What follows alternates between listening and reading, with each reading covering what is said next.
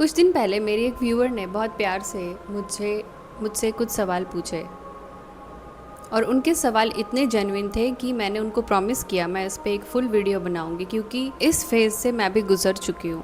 और मुझे पता है हर वो बंदा जो हीलिंग के पाथ पर है ना, वो इस कन्फ्यूजन वाली स्टेट से गुज़रता ही गुज़रता है। एक्चुअली यहाँ पर ही डिसाइड होता है कि आप आगे बढ़ोगे या वापस पीछे चले जाओगे।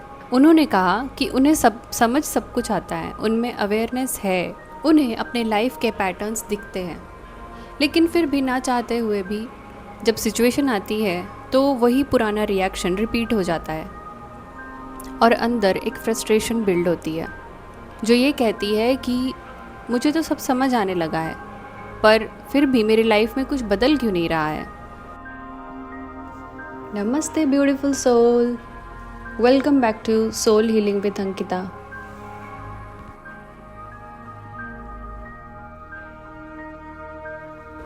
यहाँ पे एक बात बहुत इम्पॉर्टेंट है, ये है कि अवेयरनेस और चेंज दो अलग चीज़ें हैं। सबसे पहले मैं आपको एक चीज़ बताना चाहती हूँ कि जो आप फील कर रहे हैं वो बिल्कुल नेचुरल है। ऐसा सबके साथ होता है और इसका एक क्लियर रीज़न भी है। जब हम किसी चीज़ को बेहतर तरीके से समझने लगते हैं तो हमें लगता है कि अब चीज़ें ठीक होने लगेंगी। एंड जेन्युइनली स्पीकिंग ये फीलिंग सही भी है। अवेयरनेस एक बहुत बड़ा स्टेप है, लेकिन अवेयरनेस और चेंज दोनों अलग काम करते हैं। अवेयरनेस माइंड में होती है और पैटर्न्स आपके नर्वस सिस्टम में होते हैं, आपके बॉडी में होते हैं, और ये तब बिल्ड हुए होते हैं जब आप बहुत छोटे थे, जब दुनिया आपको सिखा रही थी कि सरवाइव कैसे करना है।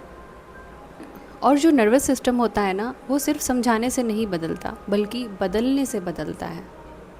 वो बदलता है नए एक्सपीरियंसेस के रिपीटेशन से, बार बार और धीरे धीरे। इसको कुछ इस तरह से समझते हैं।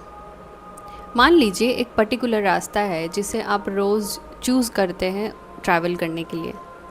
किसी दिन एक दोस्त ने बोला, चल आज तुझे दूसरे रास्ते से लेकर जाता हूँ, ये शॉर्टकट है। उस वक्त भी आप में एक हिचक ज़रूर आएगी, पर फिर भी दोस्त के कहने पे आप चल देते हो। लेकिन क्या दूसरे दिन से जब आपको रास्ता चुनने का मौका मिलता है और आपको पता है कि दूसरा रास्ता शॉर्टकट है, फिर भी आप मुझे बताओ, आपको पुराना ही रास्ता याद आता है ना? क्यों? क्योंकि उस रास्ते से जाना एक आदत बन चुकी होती है, और नया रास्ता आपको कंफर्टेबल तब तक नहीं लगेगा जब तक आप एक नई हैबिट उस रास्ते से जाने की बिल्ड ना करो। वो सेफ तभी फील होती है जब आप बार बार उस रास्ते को चूज़ करो, तब बॉडी उसे डिफ़ॉल्ट मान लेता है। यही सेम चीज़ हीलिंग में होती है। आपको वो नया रास्ता बार बार कॉन्शियसली चूज़ करना पड़ेगा, तब तक जब तक आपके बॉडी, आपके नर्वस सिस्टम के लिए वो डिफ़ॉल्ट ना बन जाए।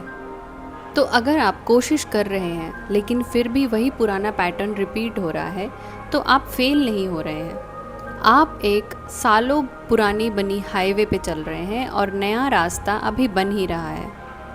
थोड़ा सा वक्त लगेगा, लेकिन अगर आप कंसिस्टेंट रहे तो वो ज़रूर बिल्ड हो जाएगा।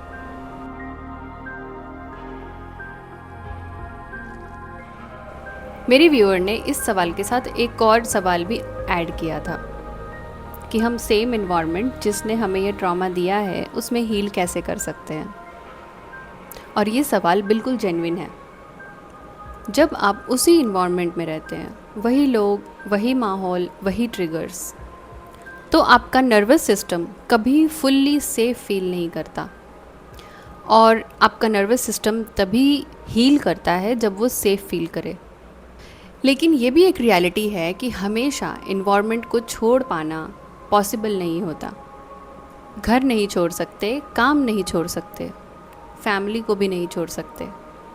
तो फिर इसे सॉल्व करने के लिए हमें अपने करंट एनवायरनमेंट में ही अपने लिए एक सेफ स्पेस बनाना पड़ेगा, एक माइक्रो सेफ स्पेस। ये जो माइक्रो सेफ स्पेस की मैं बात कर रही हूँ, ये कुछ भी हो सकता है। आपका खुद का कमरा, घर का कोई भी ऐसा कोना या छत जहाँ पे आप खुद के साथ कुछ समय अकेले में बिता सको। वो सुबह की 20 मिनट, जो हम छत पे अकेले ठंडी हवा लेते हुए स्पेंड करते हैं, या फिर वॉक पर कभी अकेले चले जाना, या उस डायरी में अपनी सारी फीलिंग्स को चुपचाप लिखना जो आप किसी से शेयर नहीं कर सकते। ये जो माइक्रो सेफ स्पेस है ना, ये आपके नर्वस सिस्टम को ब्रीथ करने का स्पेस देता है, उसे सेफ फील कराता है। और वो सेफ स्पेस ही आपके लिए एक हीलिंग का ग्राउंड बनाती है, ग्रेजुअली एंड स्लोली। और उस एनवायरनमेंट में आप एक ऐसा इंसान भी ढूंढिए जिससे आप थोड़ा रियल हो सकते हैं, पूरी तरह से नहीं बट थोड़ा सा। एक ट्रस्टेड प्रेजेंस भी आपके नर्वस सिस्टम को हील करने में काफ़ी मदद करता है।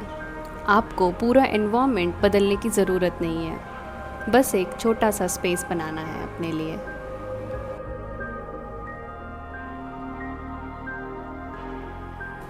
तीसरी बात जो उन्होंने मेंशन की थी वो ये थी कि वो एक पल में बहुत ऑप्टिमिस्टिक होते हैं कि सब कुछ सही हो जाएगा, लेकिन दूसरे ही पल में बहुत ही पेसिमिस्ट बन जाते हैं कि कुछ ठीक नहीं होने वाला।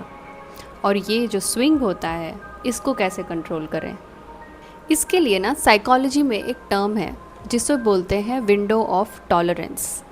एक विंडो होता है, जब तक आप उस विंडो के अंदर है आप बहुत ही एनर्जेटिक और ऑप्टिमिस्टिक फील करते हैं, लेकिन जैसे ही आप उस विंडो के बाहर चले जाते हैं आप पैनिक करने लगते हैं, जैसे कि सब कुछ बिगड़ रहा है। पता है, ये जो स्विंग होता है, इसमें जब हम पेसिमिस्ट साइड होते हैं तो हम अक्सर क्या करते हैं ना, खुद को ब्लेम करने लगते हैं।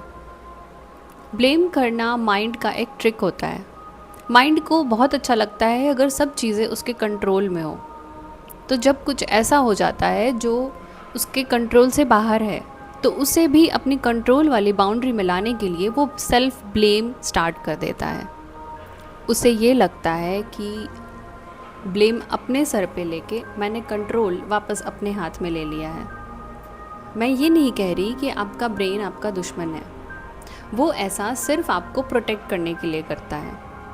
और हीलिंग का काम है आपके लिए इस विंडो को और एक्सपैंड करना, ताकि नेक्स्ट टाइम जब कोई ट्रिगर आए तो आप उससे जल्दी रिकवर कर सकें, कोलैप्स कम गहरा हो और कम टाइम तक रहे।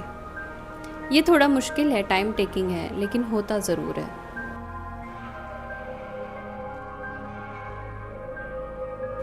आप जो फील कर रहे हैं कि अवेयरनेस है लेकिन कुछ चेंज नहीं हो रहा, same environment, same swing, same reaction, और सेम माहौल में रहकर हीलिंग कर पाना बहुत ही मुश्किल काम है, क्योंकि उस माहौल में हीलिंग के लिए स्पेस बना ही नहीं है। पर फिर भी आप कोशिश कर रहे हो, और इस कोशिश को छोटा मत समझिए। अवेयरनेस आ गई है, ये पहला स्टेप है। अब हर दिन एक छोटा सा नया एक्सपीरियंस बिल्ड करना, ये दूसरा स्टेप है। आपको अपने लिए वो नई राह बनानी है, धीरे धीरे। अगर इस वीडियो ने आपकी जर्नी में आपकी मदद की हो तो please comment your experience. Do like, share and subscribe for more such videos. Thank you so much for watching. Namaste.